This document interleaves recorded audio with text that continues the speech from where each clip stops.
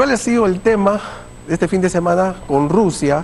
Y se supone que tiene un ejército, pero todos hemos enterado de que hay un ejército pagado, ¿no? A ver, explíquenos un poco sobre eso. Bueno, los mercenarios son un fenómeno político que había existido desde que hay conflictos armados, pero que a partir de la década del 80, si no me equivoco, ha sido proscritos por un convenio internacional.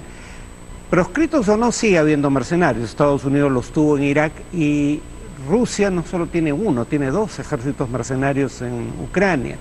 El de los chechenos al mando de Kadyrov, que ese se ha sido leal, y el de el grupo Wagner al mando de Prigozhin, el personaje que se ha hecho tristemente célebre este fin de semana.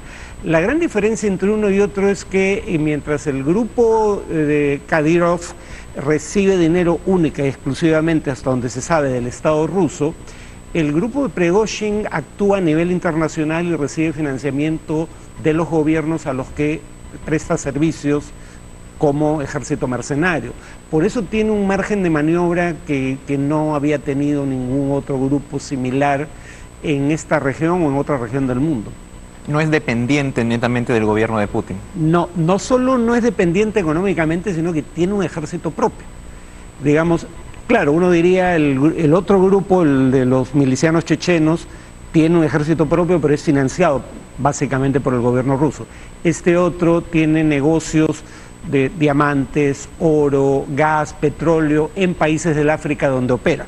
Y con esto, ¿cómo queda la figura de Vladimir Putin? El diario El País, en un artículo, señala de que este conflicto ha mostrado a Putin como un gobernante débil. Yo lo diría sin duda alguna. Jamás pensé, para ser perfectamente honesto, que algo así podía pasar. Uno, que ingrese un ejército de miles de hombres a tu territorio, claro, es de tus soldados presumiblemente, pero que estando en el frente, en lugar de combatir con los ucranianos, ingresa de manera clandestina a tu territorio, captura una ciudad que es un hub logístico para el ejército ruso en Ucrania y avanza hacia Moscú, sin encontrar resistencia en los primeros 500 kilómetros del trayecto. Cuando encuentra resistencia parece en capacidad de derrotarla.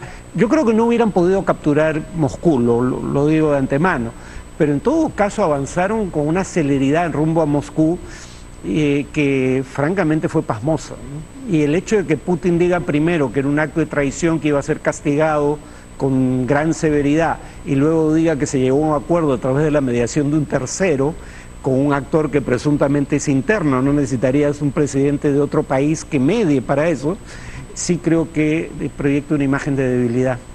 ¿Y eso Ucrania lo puede aprovechar, esa imagen de debilidad que se ha proyectado?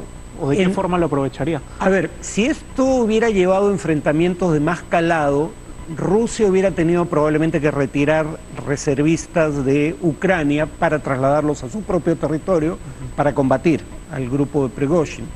Eso no ha ocurrido, eso es lo que más habría ayudado a Ucrania. Pero en todo caso la pregunta es cómo queda la moral de la tropa, sabiendo, uno, que aquellos que ahora están combatiendo de tu lado, el grupo Wagner, combatieron contra el Estado ruso hasta la víspera, y dos, saber que el liderazgo de tu país es tan débil, porque las Fuerzas Armadas en toda una primera etapa del trayecto no ofrecieron resistencia alguna. Marca un punto de quiebre en el gobierno de Putin, esto. Claro, la pregunta es cómo alguien como Putin respondería a algo como esto, ¿no? El gran temor es que responda escalando para tratar de restablecer la imagen de un gobernante en control de la situación. ¿Y es un ejército tan grande que podría enfrentarse No. Al ejército regular no. El problema es que la mayor parte del ejército regular está en Ucrania, ¿no?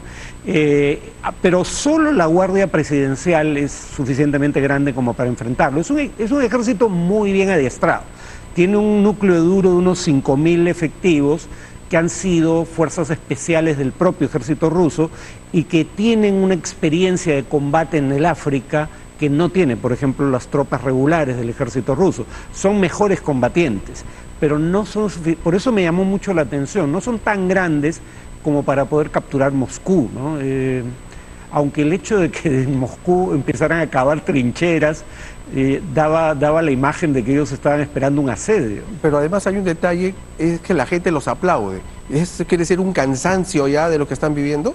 A ver, en honor a la verdad son muy pocos los que salen a la calle, ¿no? Pero es cierto que los que salen a la calle tienen una actitud favorable al grupo Wagner. Ahora, si tuvieran una actitud desfavorable, probablemente no se atreverían a expresarlo públicamente, ¿no? Porque es un grupo de mercenarios capaz de cualquier cosa.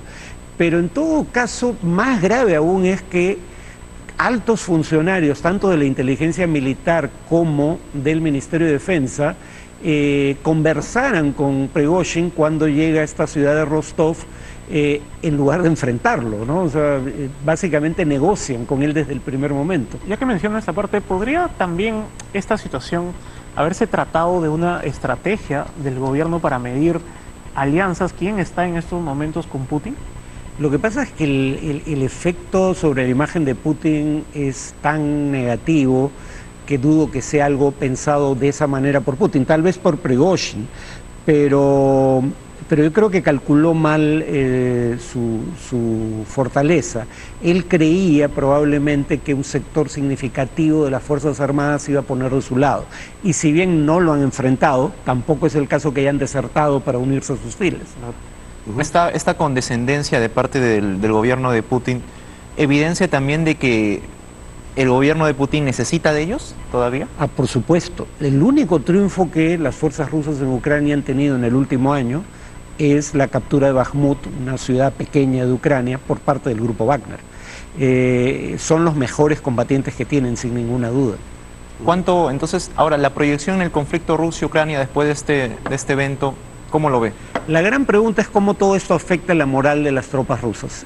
Probablemente las afecte de manera adversa, pero en honor a la verdad, esto le da un respiro a los ucranianos, porque aunque es muy temprano para juzgar el destino final de la contraofensiva ucraniana, esta no iba de acuerdo a lo esperado, estaba siendo más lenta de lo que se suponía, y en ese sentido le da un respiro a Ucrania para repensar su estrategia a partir de ahora. Ok, le agradecemos mucho por darnos esta explicación geopolítica, ¿no? Pero no nos afecta al Perú. Digamos, de Rusia importamos fertilizantes, y no creo que importemos trigo directamente de Rusia, pero en todo caso Rusia afecta el precio internacional del trigo, pues él es el principal exportador mundial, pero esto no parece haberse visto afectado por lo que acaba de ocurrir. Ok, le agradecemos mucho nuevamente. Gracias, Oscar. Gracias. ¿Cómo están? Nosotros regresamos con, vamos a ver la palta, lo mejor de la semana aquí en Patio de Honor.